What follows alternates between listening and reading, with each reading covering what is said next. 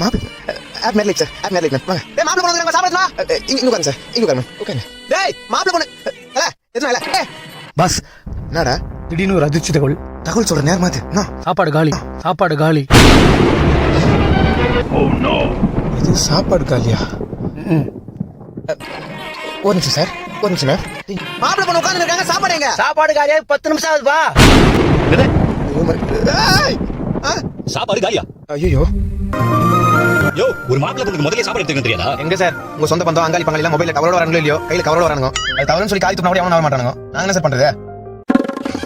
யோ இந்த கபோதிலாம் ஃபர்ஸ்ட் பந்தில பார்த்தேன். இன்னும் சாப்பிடுங்க. அப்படியே சார் ஒரு சாப்பாடு கிடைக்கும். சார் சார் சார் அப்படியே என்ன டவுட்? கல்யாணத்துல டிஜே பதிலா கச்சேரி வச்சிருக்கலாம்ல? என்ன சார் யோசிக்கிறீங்க? ஓ நைட் தான் கச்சேரியா?